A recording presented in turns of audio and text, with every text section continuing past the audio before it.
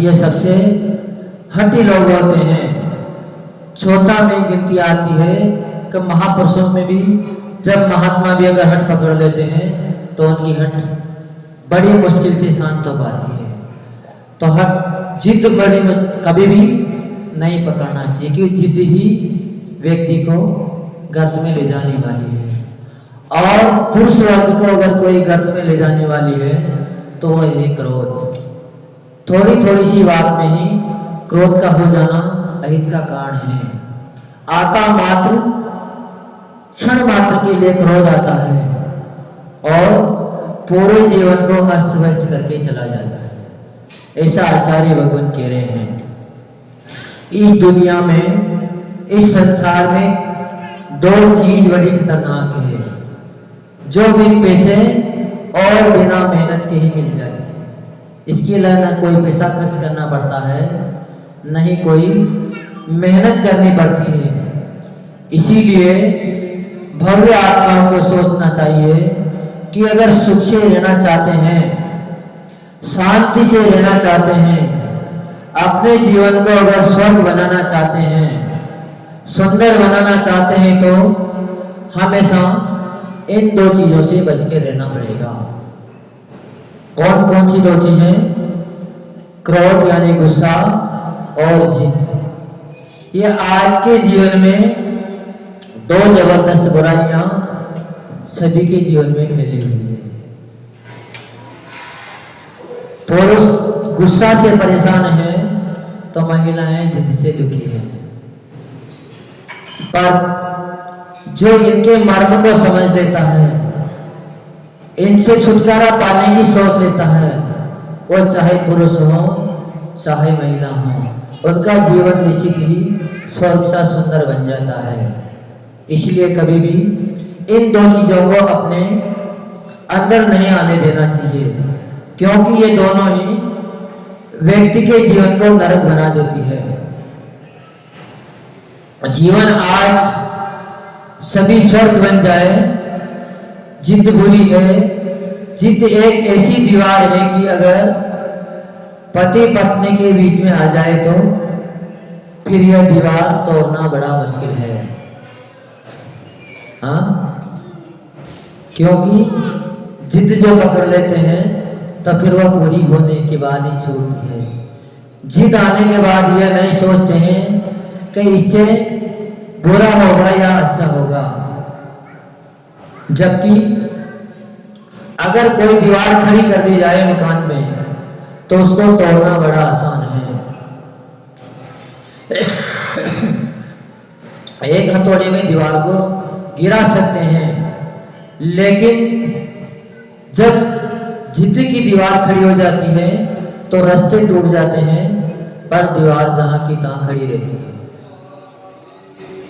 इसलिए अपने जीवन को सुंदर बनाने के लिए अपने को इन दोनों ही चीजों को छोड़ना पड़ेगा, क्योंकि दुनिया में सबसे बड़ी दीवार कहते हैं कि चाइना में है।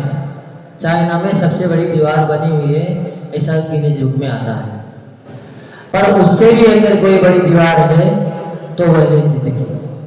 जिद की दीवार बड़ी मुश्किल से टूटती है। दीवार बनाने में बरसों लग सकते हैं, लेकिन तोड़ने में 2 मिनट भी नहीं लगेंगे। थोड़ा सा अकड़ बना जाए तो बरसों का बनाया हुआ रिश्ता मात्र एक क्षण के अंदर ध्वस्त हो जाता है। इसीलिए अपने को इन दोनों ही चीजों से परे हो जाना चाहिए। शास्त्रों में एक उदाहरण आता है कि एक ग्रामीण व्यक्ति थे, उनकी नई नई शादी हुई थी और उन्होंने कभी भी ट्रेन का सफर नहीं किया था। रेल में वो लोग बैठे नहीं थे, पर जैसे ही शादी हुई तो दिमाग में आया, लोगों ने बताया कि भैया शादी होते ही हनीमून मनाने चाहिए, घूमने जाना चाहिए, और अक्सर लोग जाते हैं। जो धार्मिक जीव होते हैं वो धर्म तीर्थ की यात्रा करने पहुंच जाते हैं, पर जो सांसारिकता में रहते हुए होते हैं वह पर्यटक स्थलों पर जाकर अपनी शुरुआत करते हैं।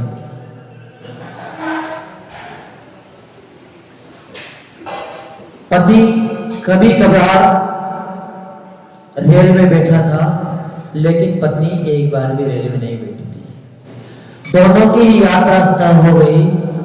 दोनों ही धीरे धीरे स्टेशन के पास पहुंचे, पर जैसे ही ट्रेन में सवार हुए तो दोनों के अंदर कुछ न कुछ बात को लेकर बहस हो गई। इतने में ही ट्रेन अपनी रफ्तार से दौड़ रही थी, बड़ी तेजी से दौड़ रही थी, पर उसी दौरान पत्नी ने वहां एक चेन लटकी हुई देखी। तो जैसे ही चेन देखी तो पत्नी ने कहा पति से कि ये चेन खींचने की मेरी इच्छा हो रही है। तो पति बोला कि ऐसे वैसे नहीं खींची जाती है, ये तो या तो कोई दुर्घटना हो जाए या ट्रेन को रुकाना हो तभी खींची जाती है। पर पत्नी ने पति की बात नहीं पूछी। ये ऐसे नहीं खींची जाती है तो फिर कैसे खींची जाती है, इसका कुछ उपाय हमें बताओ, क्योंकि हमें तो चेन खींचनी है। अब उपाय क्या बताया जाए। जब पति की बात को वो समझ नहीं रही थी तो फिर पति ने बहाना बनाया कि चेन खींचने के लिए कुछ न कुछ बहाना अपने को लेना पड़ेगा, कुछ न कुछ प्रकरण होना चाहिए। बिना प्रकरण के अगर चेन खींच ली जाएगी तो अपने दोनों को ही हवालात में डाल दिया जाएगा, क्योंकि ये एक अपराध है। पर पत्नी ने तो जिद पकड़ ली थी कि हमें तो चेन खींचनी है। अब चेन कैसे खींचे। जब धीरे धीरे आगे बात बढ़ती गई तो पति ने कहा कि यह हो नहीं सकता। पत्नी ने कहा कि नहीं, मैं तो चेन खींचूंगी, चाहे आप कुछ भी कर दो। बन गई जिद की दीवार। अब जब हट पकड़ लिया तो दीवार सामने खड़ी हो गई। अब करें तो क्या करें। बड़े प्यार से उन्होंने समझाया, कहा कि भाग्यवान, चेन ऐसे नहीं खींची जाती है, चेन खींचते ही बड़ा अपराध हो जाएगा। अभी पुलिस आ जाएगी और अपन दोनों को ही पकड़ के ले जाएगी। पर मानने वाली नहीं थी, कि वो जब जिद आ जाती है तो जिद की पूर्ति होना स्वाभाविक है। पति ने गुस्से में पूछा तो फिर कैसे खींची जाती है। पत्नी ने पति से गुस्से में पूछा कि खींची कैसी जाती है, हमें तो बस मात्र इतना बता दो, क्योंकि हमें तो चेन खींचनी है। पति ने कहा, जब कोई गिर जाए या कोई चीज रह जाए तब खींची जाती है। तो फिर पत्नी ने क्या कहा, तुम जरा खिड़की के पास खड़े हो जाना और मैं तुम्हें धक्का दे दूंगी। जब तुम गिर जाओगे तो चेन स्वतः ही खींच ली जाएगी, फिर न तुम जेल जाओगे न हम जेल जाएंगे, दोनों का ही काम स्वतः सफल हो जाए। पर उसको इस बात का पता नहीं था कि जब चलती चेन ट्रेन से अगर धक्का दे दिया जाएगा तो इनका तो काम ही तमाम हो जाएगा। पर जब व्यक्ति के अंदर जिद आ जाती है तो निश्चित ही उसको पूरा किए बिना मानते नहीं हैं। जब बात धीरे धीरे आगे बढ़ती गई तो पति महोदय को बड़ा क्रोध आ गया। अब जब क्रोध आ जाता है तो फिर वही होता है, सबको पता है, क्यों क्रोध आने के बाद न जिद रुक पाती है और क्रोध जिद के ऊपर हावी हो जाता है। इसीलिए हमेशा कभी भी ऐसी बात अपने अंदर नहीं आना चाहिए, क्योंकि यह बड़ी बुराई है। उसने इस बात को नहीं सोचा कि अगर हम पति को नीचे गिरा देंगे तो हमारा तो सारा ही रिश्ता खत्म हो जाएगा, अपना तो जीना ही दुश्वार हो जाएगा। पति बड़ा परेशान है, अब क्या किया जाए। पत्नी फिर भी नहीं मान रही। अब पत्नी ने देखा, देखो जिद मत करो, तुम थोड़ी पढ़ी लिखी हो तो यह पढ़ लो क्या लिखा है। अकारण चेन खींचना कानूनी अपराध है। अकारण चेन खींचने पर 500 रुपये का जुर्माना दिया जाता है। पत्नी बोली 500 रुपये देने पड़े तो कोई बात नहीं, दे देंगे, पर मुझे तो चेन खींचनी है। क्योंकि बिना कारण के अगर चेन खींची जाएगी तो 500 रुपये जुर्माना दिए जाएंगे। तो पत्नी बोली कि आपके पास अगर पैसा ना हो तो 500 रुपये हमारे पास है, 250 रुपये पहले हम आपको दे देते हैं और 250 हमारे पास रख लेते हैं। अगर परेशानी आएगी तो पहले इतना दे देंगे, पर चेन तो खींचनी ही खींचनी। जब नहीं माने तो पति ने भी कह दिया, भाई जैसी तुम्हारी इच्छा हो वैसा किया जाए, क्योंकि हम कर भी क्या सकते हैं, पैसे तुम्हारे हैं, चेन तुम्हें खींचनी है और देना भी तुम्हें है, कोई है। पत्नी ने चेन खींची तो ट्रेन रुक गई। तुरंत ही अधिकारी वहां पर आ पहुंचा, क्योंकि अधिकारी को तो आना ही था। अचानक ट्रेन क्यों रुक गई? उसने पूछा चेन किसने खींची? अब तो पति पत्नी दोनों ही घबरा गए। ऊपर की बर्थ पर एक व्यक्ति सो रहा था। दोनों ने इशारा किया इसने खींची है। क्या हो गया? दोनों ने बचने के लिए तीसरे व्यक्ति के ऊपर इशारा कर दिया कि चेन तो इसने खींची है। दोनों का इशारा जैसे ही टीटी ने समझा तो उसको जगह लिया गया। अधिकारी ने उसे उठाया और पूछा क्या तुमने चेन खींची ने? तो उसने कहा जी हाँ मैंने चेन खींची है, क्योंकि उसकी वार्तालाप पूरी पति पत्नियों की उन्होंने पहले ही सुन ली थी। उसने जवाब सुनकर पति पत्नी बड़े खुश हुए। सोचा कि अपन तो बच गए, अधिकारी इनको जुर्माना देगा। जैसे ही अधिकारी ने उनको डांटा और कहा भैया तुम्हें पता नहीं अकारण चेन खींचने पर जुर्माना लगता है, कि कितना जुर्माना लगता है? अधिकारी बोला भैया 500 रुपया जुर्माना तुम्हारा देना पड़ेगा। उसने तुरंत ही अपनी जेब में हाथ डाला और कहा सर अभी अभी जब हम लेटे थे तब तो हमारी जेब में 500 रुपये बराबर रखे हुए थे, पर अचानक नीचे गिर गए। हो सकता है इन दोनों लोगों ने हमारे पैसे ले लिए, क्योंकि बात तो जहां की तहां आनी है। जैसे ही बात आगे बढ़ी तो दोनों ही वापस घबरा गए। पर अधिकारी तो अधिकारी है, जुर्माना कौन दे? व्यक्ति ने बोल दिया कि हमारे पास वाकई में 500 रुपये थे और इन दोनों ने हमारे 500 रुपये लिए हैं, तलाशी की जाए। जब दोनों की तलाशी ली गई तो दोनों के पास 250 रुपये निकले, तो दोनों के ही टीटी ने 250 रुपये।